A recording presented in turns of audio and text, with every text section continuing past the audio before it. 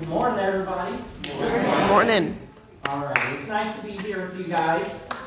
Again, I think I have to say, because someone pointed it out to me today, I'm not Daryl. I know it says so in the bulletin, but no, I'm Jalen. So for those of you who don't know me, I'm Jalen Redburn. I'm the youth minister here, and I enjoy working with the students on Thursday nights and Sunday nights. But for the past month, I've been preaching on the series of, heroes of faith from the Bible. And we're looking through the Hebrews 11 passage of heroes of faith. And we're starting to take a turn now in this series, where we're starting to look at some of the heroes of faith that we look at that really are a bit flawed.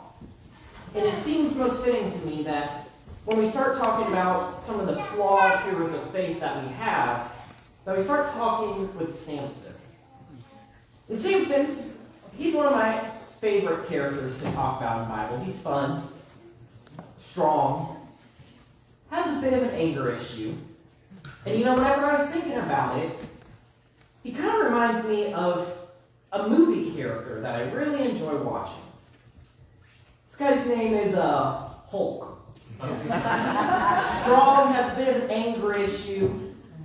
So I thought it might be fun to do a little trivia on Hulk before we got started. Just have some fun.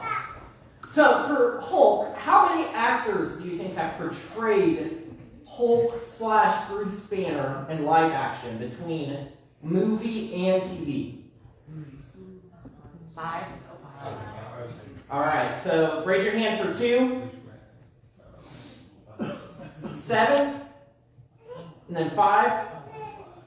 Yeah, so there have been 5 different people who have portrayed the Hulk/Bruce Banner in live action. Although what I found interesting whenever I looked at this fact, turns out apparently only 2 of them gave voices for Hulk. So actually, a lot of people argue you have to say Hulk and Bruce Banner because there's some that only play Hulk. So, and then in the current MCU, you have Hulk who has a bit of anger issues sometimes. What is it that Black Widow says to calm down Hulk? Yeah, the sun's getting real low.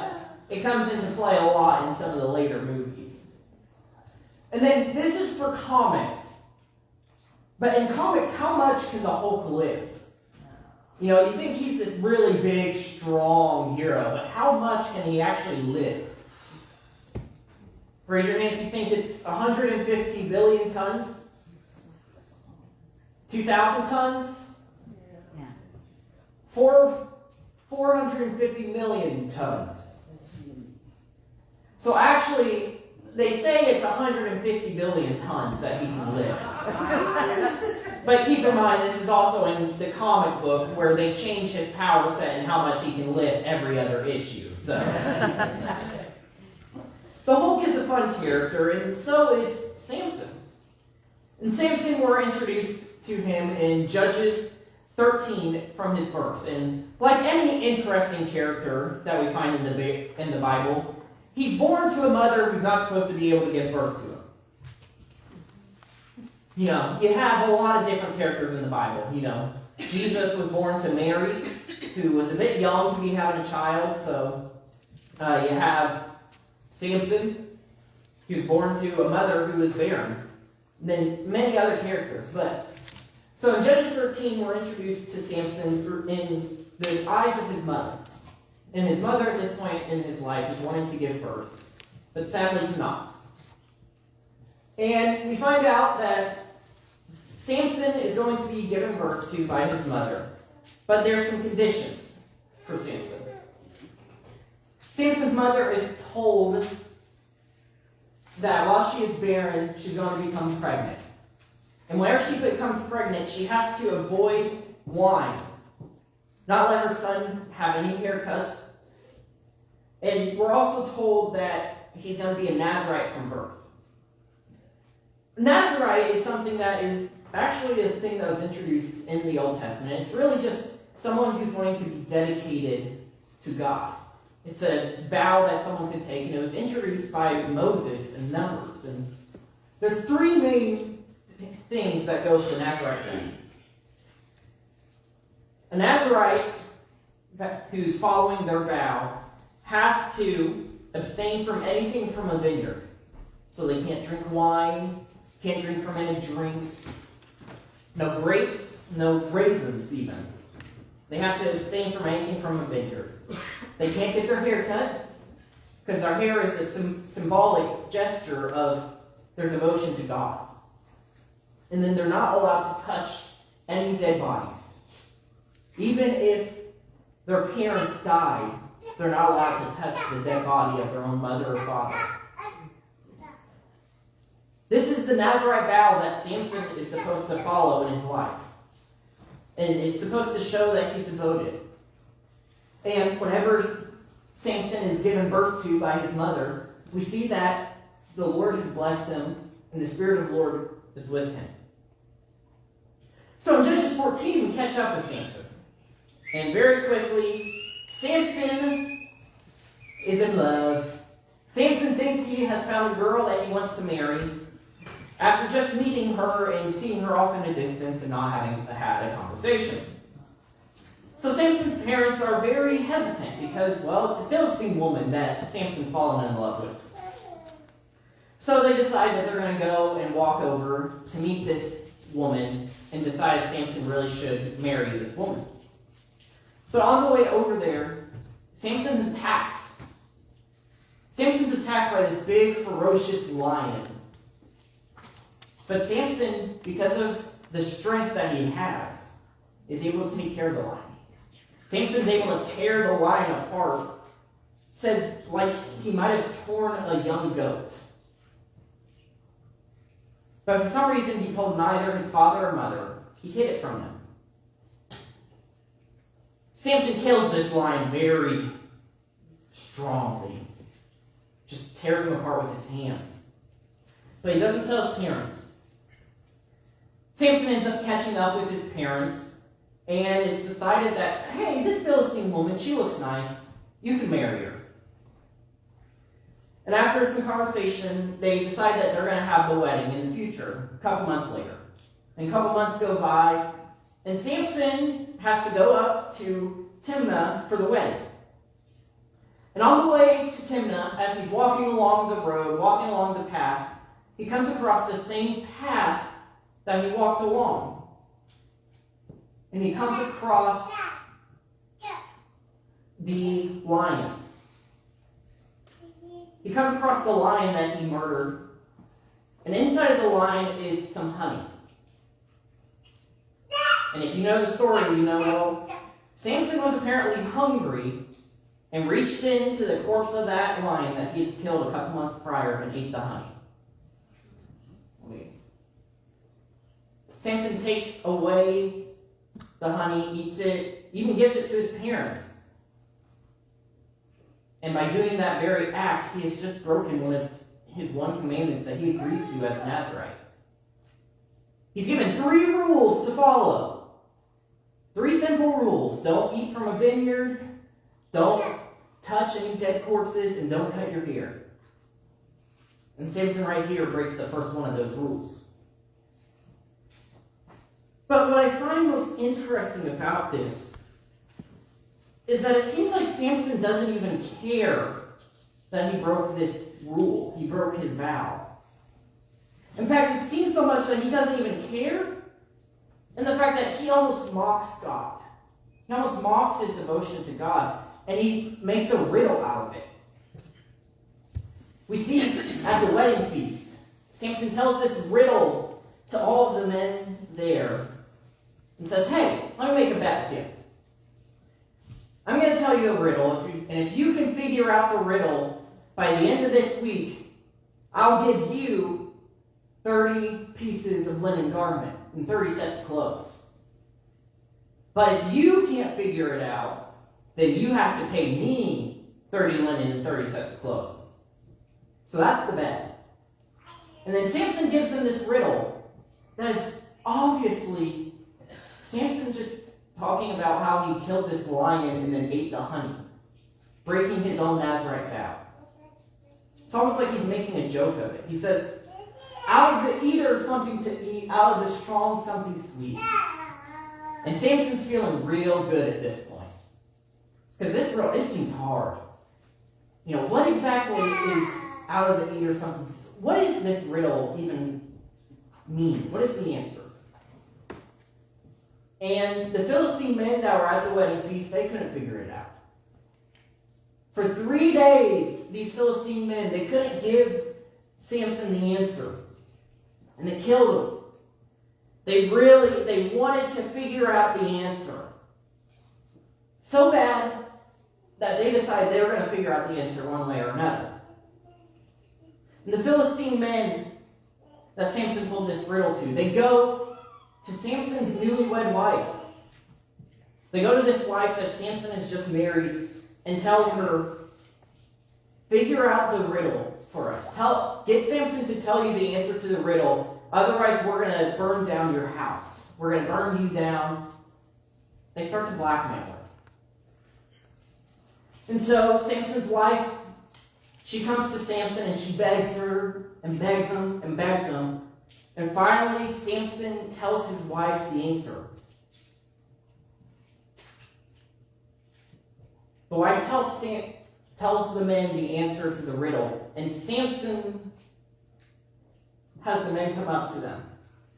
And they give him their answer. And now Samson has to pay. Samson has to pay them the 30 pieces of linen and the 30 garments that he once had to pay them. And he doesn't have that. So what does Samson do to pay? Samson goes down to Ashkelon, murders 30 men, takes their garments, takes their linen, and uses that to pay for the bed. And what I find most interesting about this is that God is using Samson here. Even though Samson has just broken his vow to God, and he has broken even just mocking God. He's mocking God by giving this riddle. God still uses Samson here. We read, the Spirit of the Lord came powerfully upon him, and he went down to Ashkelon. And what you may not know about Ashkelon, Ashkelon was a Philistine city. Ashkelon was home to many Philistines who were oppressing Israel at this time. And God uses Samson to go down and kind of just stir the pot among the Philistines. God causes tension between the Philistines and Israel by sending Samson to go and get the garments from these men from Ashkelon. Even though Samson's broken his vow, he still has strength from God. God still trusts Samson to do work for him. We come back in the next chapter, we see that, well, because of Samson having to go and do all this, he ends up losing his wife. His wife gets given to his best man even, because Samson wasn't back in town. And Samson kind of left his wife at the altar almost. And so to kind of soften the blow, they give the woman to Samson's best man. And Samson comes back and he finds this out and he's angry. He's angry. This woman I love, this woman I cherish, this woman I was going to live my life with is gone. I can't have her anymore. And he realizes it's the Philistines' fault. And he has to take revenge on the Philistines. So he decides he's going to play a little prank on them. Have a little fun. Samson goes out and he catches 300 foxes. And I'm not a hunter, have never really messed that much with animals, but I can only assume that catching 300 foxes is a lot of work. Samson goes through the work and he catches 300 foxes and he decides to have some fun. And he lights their tails on fire and sends them into the grain field of the Philistines, burning up all the grain of the Philistine men. And the Philistines, they get really angry. Because, well, Samson, he just burned up all their food. Samson's mad and he just burned up all of our food. We need to go and talk to Samson. We need to go and do something. And so the men, the Philistines, go up to Samson and they go searching for him. And they end up having him brought to them, tied up. Get some people to tie up Samson and bring him to the Philistines. And Samson sees these Philistines and gets mad. And then he decides to have some fun, and he kills 1,000 of them with a donkey jaw. He gives this little poem, with a donkey's jawbone I have made donkeys of them. With a donkey's jawbone I have killed 1,000 people. Samson again breaks his oath here by taking a jawbone from a fresh-killed donkey and murders 1,000 men with it. Again, Samson is breaking his oath. But God uses him. God uses him as he's breaking his oath with him by murdering all these 1,000 Philistine men who are oppressing Israel. And we skip ahead to chapter 16. And here's the famous Samson story that everyone knows. Samson and Delilah.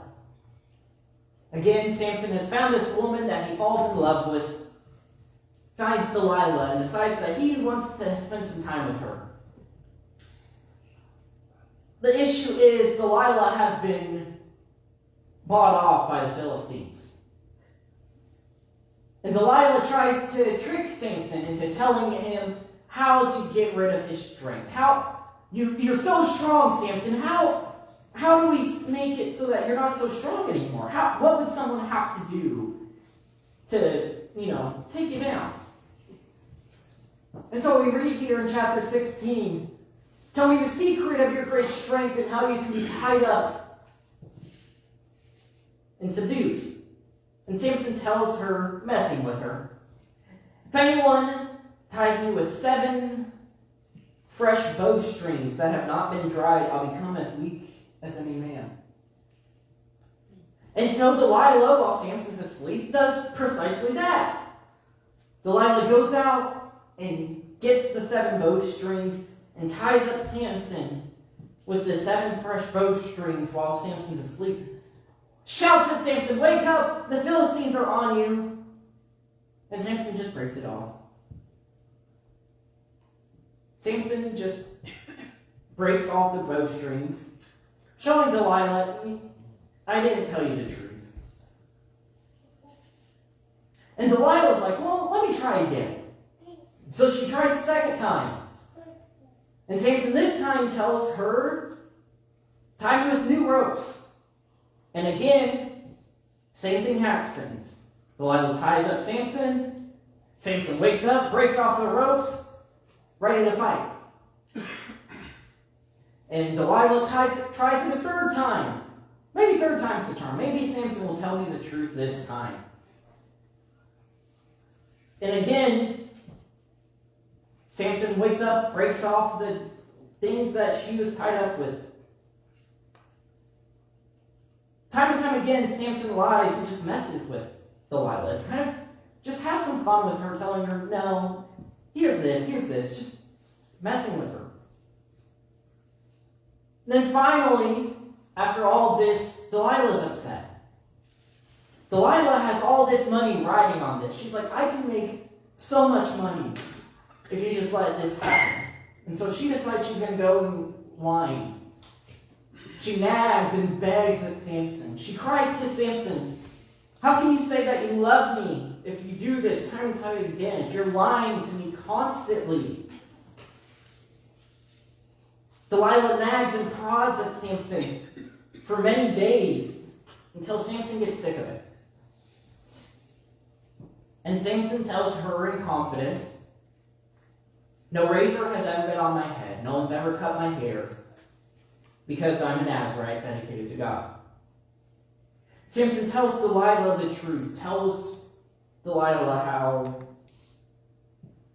someone would have to take away his strength. And Delilah, being the person that you can't really trust, calls the Philistines and says, hey, I know you've gone through this time and time again, but trust me, he's told me everything. And the Philistines come back, and they cut Samson's hair. And Samson, yet again, is called out to by Delilah and says, wake up, the Philistines are upon you. And this time, Samson wakes up and he's ready to fight. He thinks, I still have my strength. I can still take on the Philistines. But the strength has left him. He did not know that the Lord had left them, it said. And then the Philistines, they go and they gouge out Samson's eyes. They take him to prison. They do all this stuff and torture him.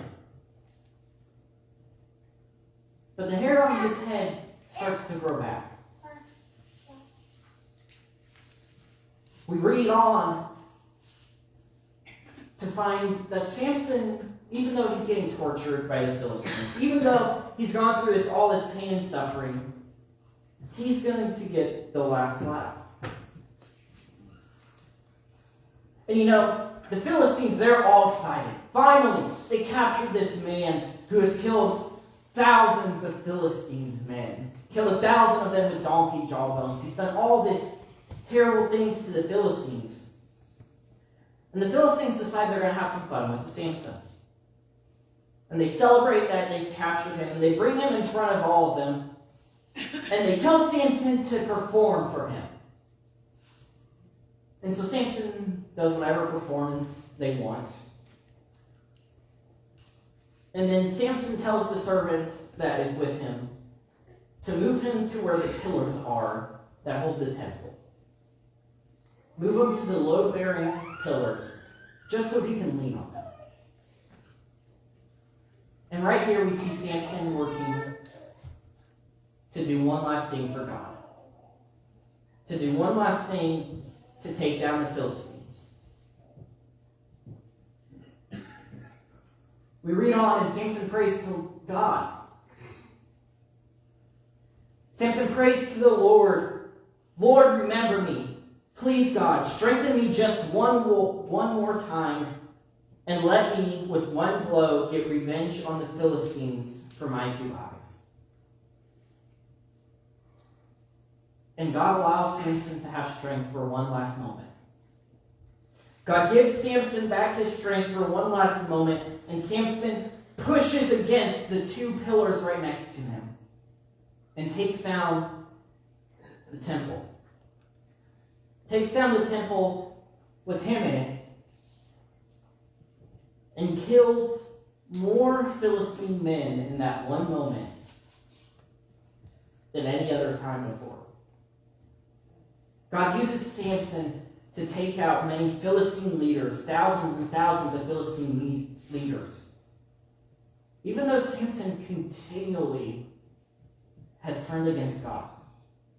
Time and time again, we see Samson is given these things, these 3 rules that he's supposed to follow. And he continually breaks them. He continually goes against what he is told to do, and yet God still used Samson. God uses Samson to take down thousands upon thousands of these Philistine men. Even though Samson was flawed, God still used him.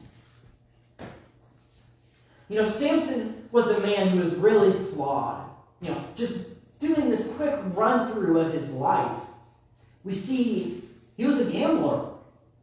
He liked to make bets with people. He was a bit of a prankster and liked to mess with people. He had some serious issues with women, apparently, and liked to, have women in his life that he wanted to love and care for. But worst of all, Samson continually turned away from God. Time and time again, we read Samson breaks his covenant with God, loses his devotion to God. And you can go back and look at the 3 different laws that he had as a Nazarite. And you could easily make the argument that he, more likely in his life, broke all 3. He was not supposed to touch a dead body.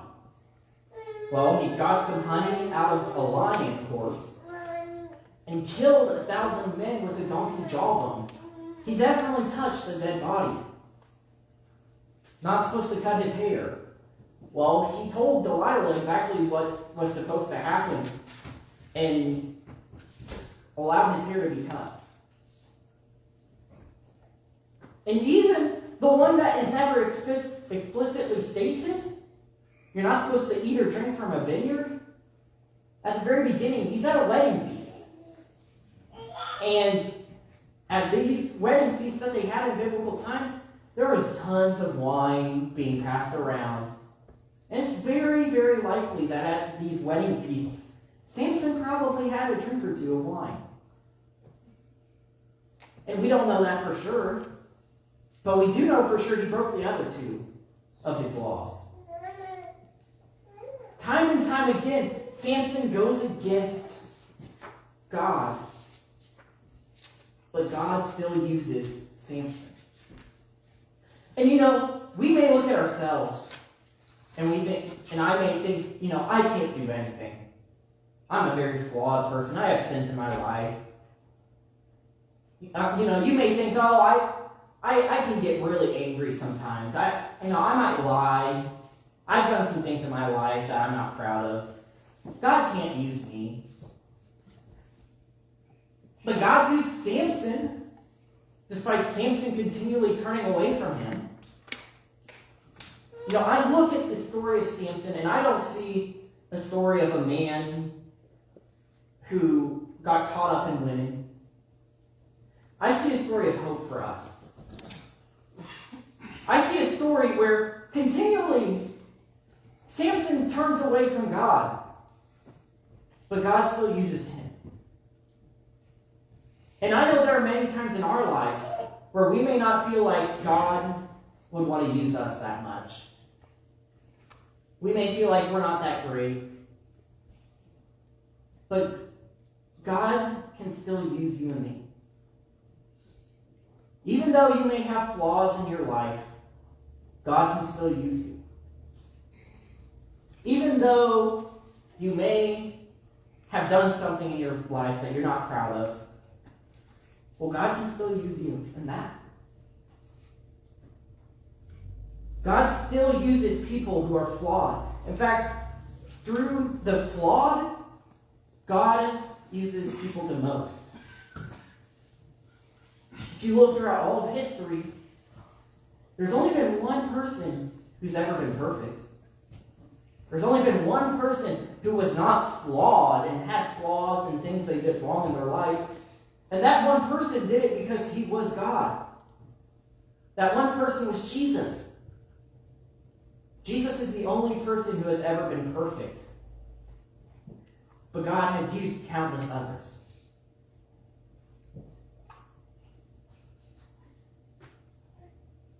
You may want to focus in on your flaws in life and try to use those as excuses of why you can't serve God. But I challenge you to forget your flaws and just serve God. You may look at yourself and see someone who's not really a great public speaker.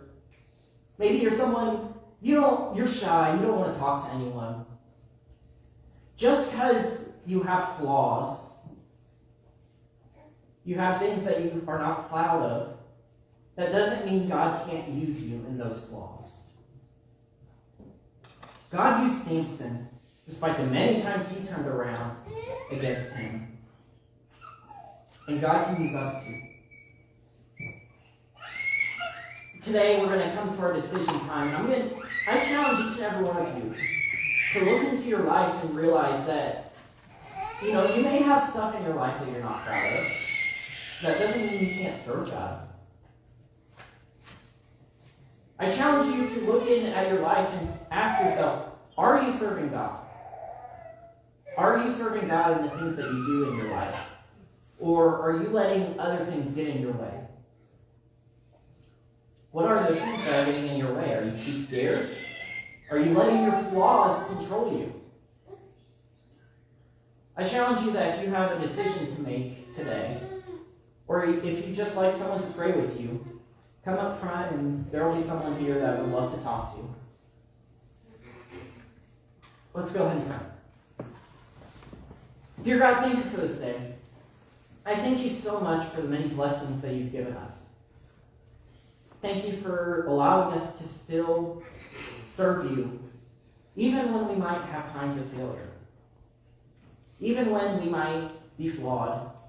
God, I know that you can still use us. And God, I pray that you help us to continue to follow you, even whenever we may not feel like it, or even whenever we may feel like we've screwed up too far. God, I pray that you'll be here with us this week, and I pray you help us to have a good week this week. It's in your son's name we pray. Amen.